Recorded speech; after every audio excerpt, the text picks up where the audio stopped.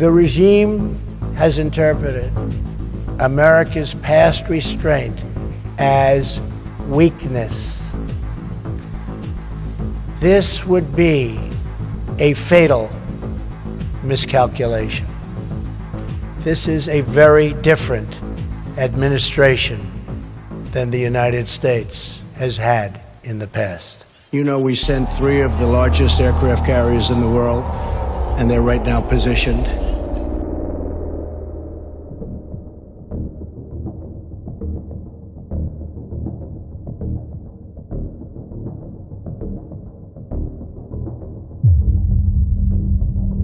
We have a nuclear submarine also positioned.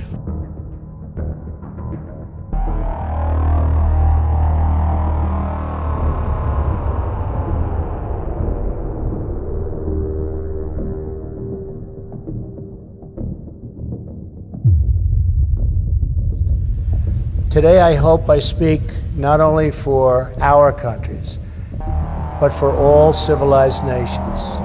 When I say to the North, do not underestimate us and do not try us. I also have come here to this peninsula to deliver a message directly to the leader of the North Korean dictatorship. The weapons you are acquiring are not making you safer. They are putting your regime in grave danger. Every step you take down this dark path increases the peril you face. North Korea is not the paradise your grandfather envisioned. It is a hell that no person deserves. Yet despite every crime you have committed against God and man, you are ready to offer, and we will do that. We will offer a path to a much better future. It begins with an end to the aggression of your regime, a stop to your development of ballistic missiles, and complete, verifiable, and total denuclearization. One of Pyongyang's top diplomats has made it crystal clear that the regime will never negotiate with the United States or anyone else about its nuclear program. The present situation further strengthens our belief that we should strongly hold to the nuclear weapons to deter the possible US attacks. DPRK's nuclear weapons are non-negotiable unless the US is prepared to coexist with the nuclear DPRK. It is our responsibility and our duty to confront this danger together, because the longer we wait, the greater the danger grows and the fewer the options become.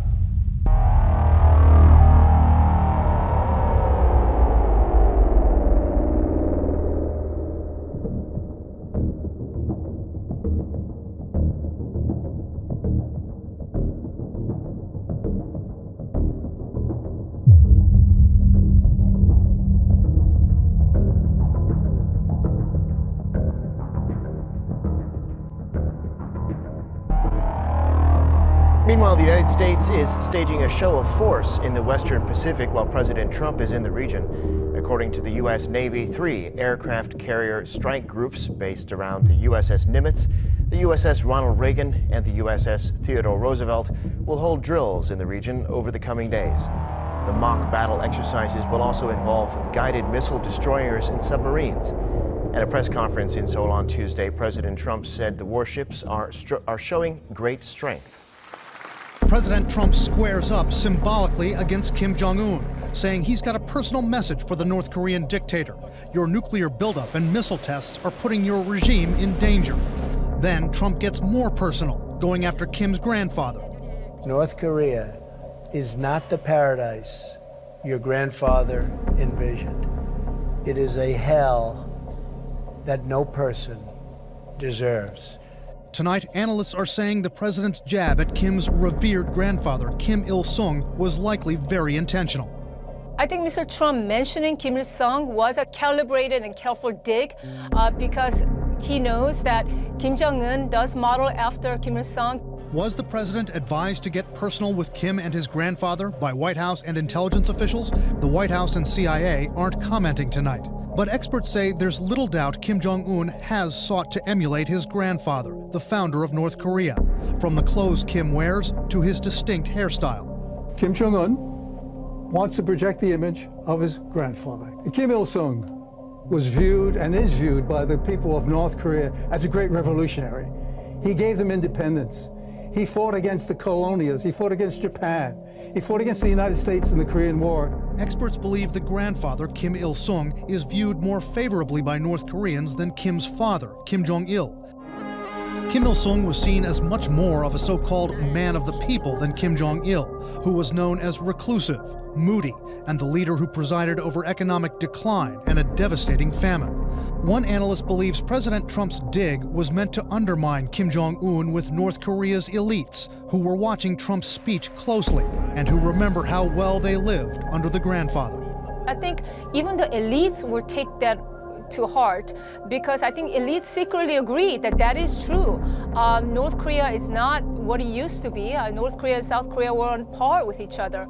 But North Korea is this terrible place that Mr. Trump did describe. So I think Kim Jong-un is going to take it personally. He'll be embarrassed by it.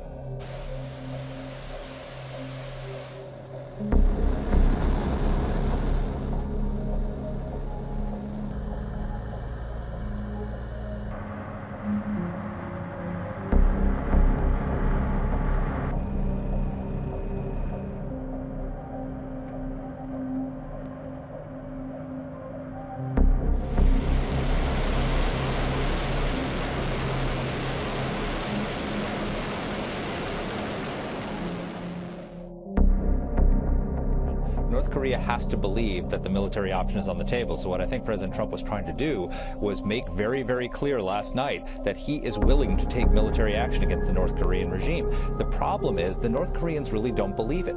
And it's going to take not just words, but actions to make them, to disabuse them of the notion that they're untouchable. And I think President Trump has a model for what to do. And it's what he did a few months into his presidency in Syria, after the Syrian regime violated once again Barack Obama's red line on not using chemical weapons. After repeatedly doing so, it took him about less than 2 days to launch a military strike on the base that had launched that chemical attack. And that sent a signal to the Assad regime: you are not going to do that again, or you're going to face even worse. And I think Donald Trump has to send a similar signal to the North Korean regime. He has to say to the North Koreans, your days of testing nuclear weapons and ballistic missiles are over. I am declaring North Korea a no-fly zone for ballistic missiles and a no-test zone for nuclear weapons, and if you try to test them, we're going to take them out.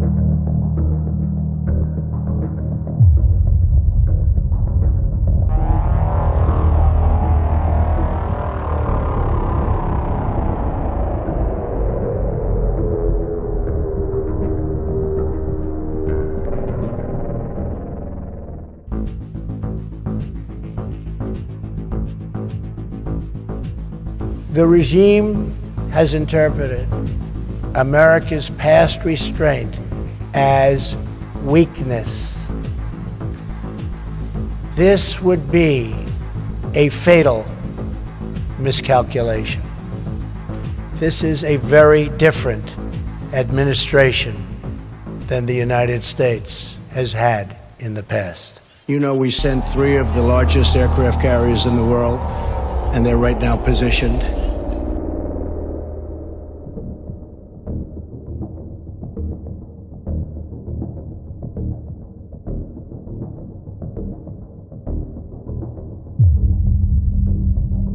We have a nuclear submarine also positioned. And do not try us. I also have come here to this peninsula to deliver a message directly to the leader of the North Korean dictatorship. The weapons you are acquiring are not making you safer. They are putting your regime in grave danger. Every step you take down this dark path